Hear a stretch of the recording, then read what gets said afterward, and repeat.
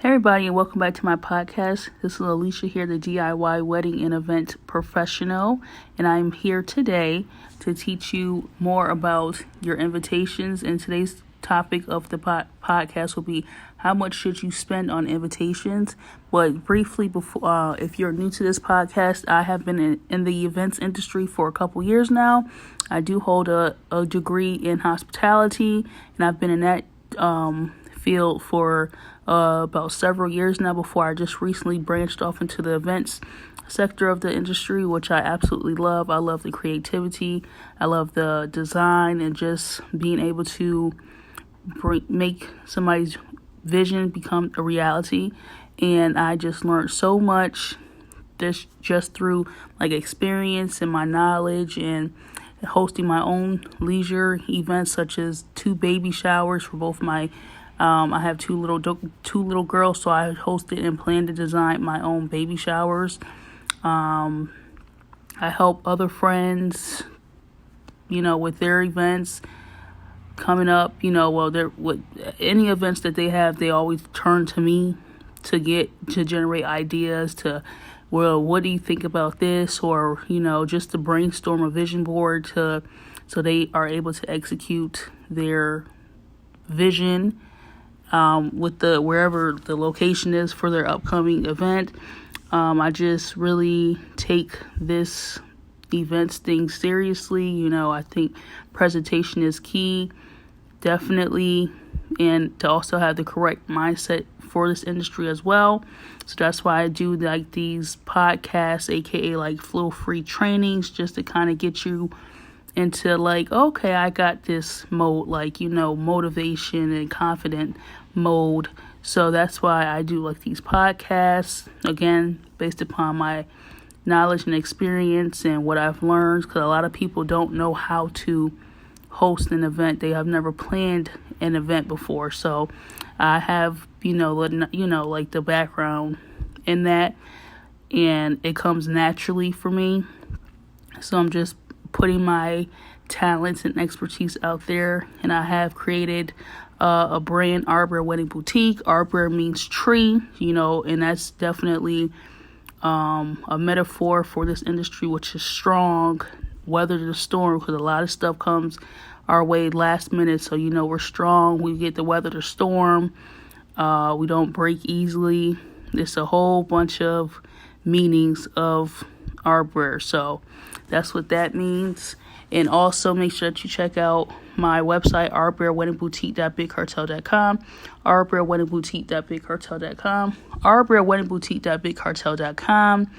Also look us up on YouTube, find us on Instagram and Facebook, and make sure that you share, get the word out, help us grow and expand. Also check out our Pinterest, and let's just jump right into it. Again, today's topic is how much should you spend on invitations. So this is absolutely one task that you can do to save money. To create an invitation is not that hard. It isn't that time consuming if you have all the information right there in front of you. Make sure that you check out my last podcast on what to include with your invitations. But to make an invitation is really not that hard. Like I said, there's a lot of websites, a lot of free websites where you can use their templates to create a invitation. I wouldn't personally I would do, make it look nice, but don't try to stress yourself out over an invitation, because you know what? All that hard work that you're putting into the invitation, your guests might just see it as an invitation. Oh, okay, I got the information, I attended the wedding, or the event, and then next thing you know, they're just going to put it into the trash because, the event is done and over with. So still make them look nice. Again, I stress presentation is key, but don't stress yourself out. And make sure that you grab something right now, like a pen or a piece of paper, to jot down these free websites to create your invitations. And again, this is just 3 that I have pulled out. And one of these I absolutely use this website daily to create different content for my business. And this top one, this number one, is the go-to for anything. Like if you need to create menus or programs, whatever it is that you need to create, I'm pretty sure they have a template for you.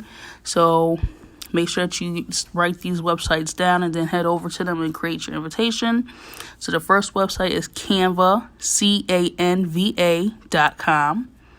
That's the one I was just telling you about. They have every template that you could think of, or even if you're going into this for business or whatever, they have everything for you. Just type whatever it is that you're looking for inside of that search bar. Vistaprint, Vista, print, print.com. And this is good for invitations and other stuff like that. I'm not too sure if they do shipping. They will ship it to you. Like once you pay to, have it shipped to you, they'll do that. No matter how many invitations you need.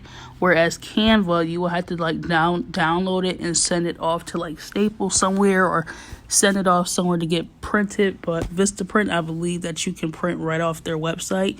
Well, not print right off their website, but pay to have it printed, and then they'll just mail it to you. Kind of just eliminating that extra step of going or uploading the invitation to staples.com. Then you have to drive to go to Staples, which is nothing wrong with that. But if you just want to eliminate that last step of actually getting it printed, where you can just do everything off Vistaprint, go for it. And then once they send it to you, that is when you will move forward with addressing the envelope and putting the stamp on and going that way. And then the last one is called smilebox.com, smilebox.com. And then what you're going to do is take your newly designed invitation to staples.com or Staples, Walgreens, or you can have it, and you could also create invitations off Shutterfly as well, or just have them possibly ship you the invitation along with some envelopes. So you just have to play around with these websites to see which website works best for you, which website that you're able to learn quickly, so that way you're able to get these invitations started. So the only cost of doing this, literally with the invitations, is, again, if you get them printed and stuff like that, the cost of the envelopes, the cost of stamps, and then the cost of printing, and your time, period. That's it. So your time, envelopes, and stamps, and then the cost of printing is what you will be investing in when it comes to paper invitations. Now, if you wanted to move more towards the digital route and eliminate paper, save a tree or two, don't have any additional costs, you can build a website, a wedding website, collect the email address of your guests, so that way you're able to communicate with them through the website and send them a notification to their email that, hey, I just uploaded something to the website, more information about the wedding. Head on over to see that, because if you just give them a website address, a lot of people are going to forget about the website. A lot of people are not going to remember, and it's just going to be, you don't want them to miss out on your wedding or any correspondence that you need, such as your RSVP, or you need them to fill out their their plated meal card. So definitely collect their email addresses, so that way you're able to send them frequent mail to their email. Make sure that the heading is something that's eye-catching, and that they will be able to identify and open up and read. And make sure that you collect the email address that they use. an email address like, okay, if I needed to contact you through email, this is how I can do so. Because you don't want to just solely rely on the website and just, tell people about your website. Tell people about your private social media page and they're not checking it. They're not getting the notification. They're not, remembering this stuff. So that way, if you have their email address, you can plug their email address into like a MailChimp or something like that. And also make sure to let them know you're just temporary collecting their email address just to communicate with them through, for the website. So that way everybody has the same information. Nobody's not hearing one information from somebody else and it's just, the wrong information is being passed around. They can go on the website and read it for themselves. And just let them know that, this is just how you prefer to communicate with them. That way they see in black and white in writing and you know that you put it out there. So, and also make sure to let them know to constantly check their spam folders, constantly check their promotion folders, or, check. And also kind of let them know how often you will be emailing them.